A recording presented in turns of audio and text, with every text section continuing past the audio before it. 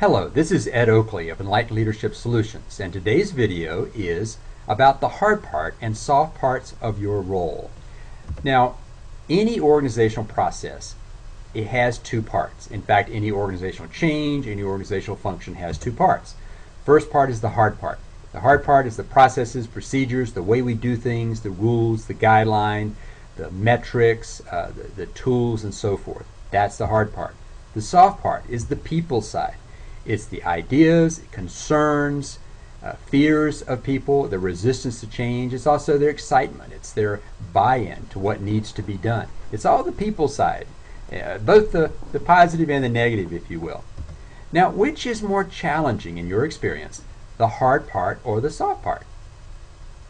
Now, my guess is that you got that answer very quickly in your own mind. And I'll bet it's consistent with what we've found over the last 21 years in audiences from 67 different countries, that the answer is the soft part is the more challenging part.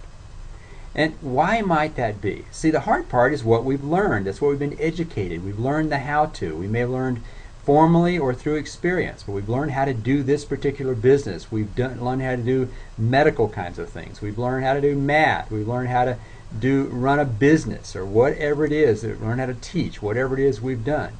But the soft part, if your education was like mine, and I suspect it was, that you really didn't learn a whole lot about dealing with the people side of what you do, how to bring out the best in people, if you will. See, the hard part is about the management side of your role, because it's about control. See, you control things. You control processes, procedures, the tools, those kinds of things. You make decisions about the structure of the organization. That's the management side.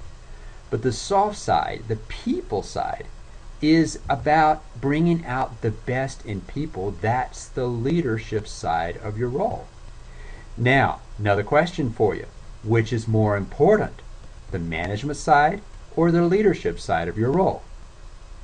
Now, I have a feeling from past experience that the answer to that one didn't come quite as quickly. And partially because, hey, here's Ed-Oakley. He's written a couple of books on leadership. He probably thinks leadership is much more important than management. Well, the truth is, it's all about balance. Too much leadership, not enough management, guess what? You got a problem. Too much management, not enough leadership, which is more often the case, you got a problem. So balance is what it's about. Now, I'd like to share a specific example with you, but first, one more slide I forgot about. Work is logical. We can really relate to that. But people are psychological, and most of us are not psychologists. So now, to that example in which I had the opportunity to display brilliant leadership and wonderful balance between management and leadership. Haha, we'll see. Well, it has to do with small airplanes. Now, how many of you do not like to fly in small airplanes? Now, my guess is 25–30% of you probably don't. And my wife is one of you, and so imagine my surprise when she comes to me one day years ago and she says, hey, we're both going to be going to Orange County, California from Denver to work with the same client for the entire week here in a few weeks. Why don't we fly ourselves? I was in shock, but I was also ecstatic. So I pulled out the charts and I started doing some planning, and I realized, yeah, it's a pretty long trip. It's going to take about 5 hours of flying plus another hour for landing somewhere and refueling and grabbing lunch maybe. And I mentioned that to her. I wanted to make sure she was okay with that long of flying. And she says, well, how can we make it interesting? How could we split up the day a little bit? And what's halfway that we could really maybe enjoy some time on the ground? I looked at the chart. Denver, Orange County, halfway is the Grand Canyon. Wow, I am excited now. By the way, I didn't really show you how small an airplane we're talking about. I bet many of you were talking about twin turboprop 19-seater, regional airline kind of an airplane. Nope, this is it, single engine, etc. So anyway, we do decide to go, so we take off from Centennial Airport in Denver and head out toward the Grand Canyon Airport, over the beautiful Rocky Mountains and looking down and seeing still some snow caps on the mountains, and we're flying now a couple hours, everything's going fine. It's now time to slow the airplane down, start our descent into the Grand Canyon Airport. Now the way you slow this airplane down and start the descent is simply to lower the landing gear. So I reached over and I pulled the lever down to lower the landing gear, and I waited for the rush of the wind as it's going to run by the wheels and gets kind of noisy there, but I didn't notice anything different. So I look out the window, which is pretty easy to do in this airplane. Guess what? No landing gear. I pull the lever back up, put it down again, nothing. And I quickly move into crisis management mode. Now, we've all been there, this crisis management mode. Maybe it wasn't about landing gears, but you've been there for other things. So I think you relate to this story.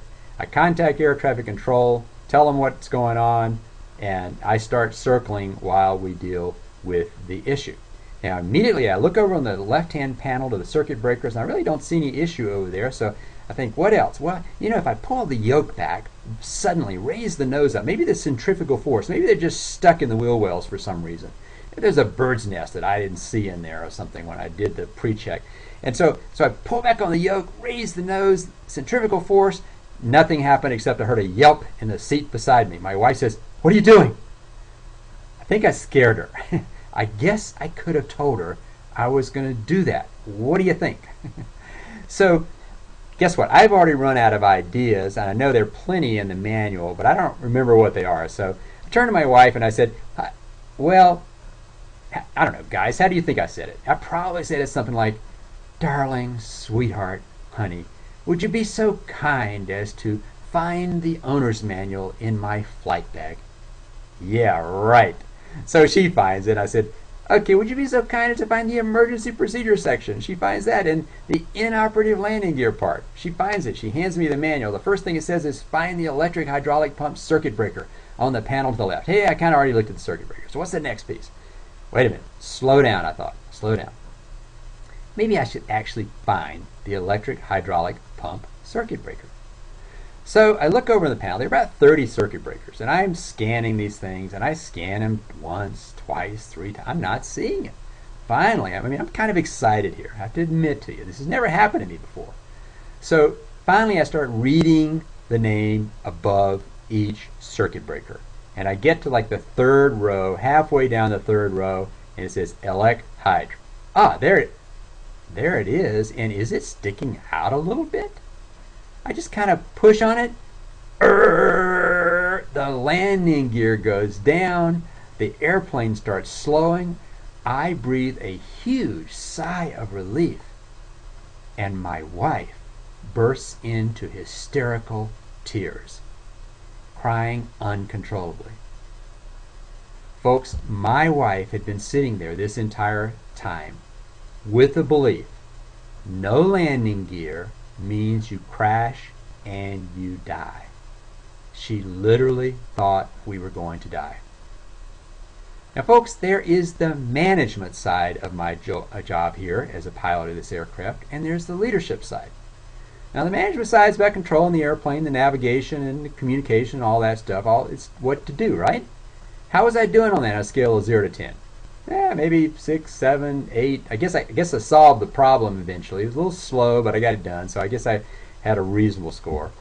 But how was I doing on leadership? Now ladies, let me be clear. I do not see my role in life as leading my wife, I assure you. But in this role, as pilot in command of this aircraft, did I have a responsibility on the people side? You bet I did. And how did I do in it? I flunked miserably. Now folks, do you think that situation cost me? Can you imagine all the ways it cost me? Had a guy once said, "How long?" And I instantly said 2 years, assuming what he meant was how long before she got back in the airplane, and my answer was 2 years. A lot of major costs there. Now, maybe you can't relate too well to landing it on an airplane, but you've had experiences in which you didn't do so well with the people side either.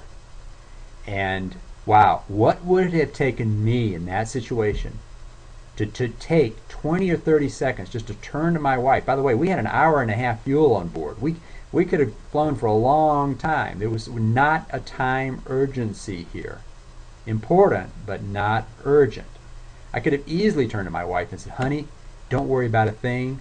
Don't worry. There are several ways to get the landing gear down on this airplane, including manually if we have to. And even if that doesn't work, worst case, we can land this airplane right on the runway, right on its belly, and we'll walk away just fine.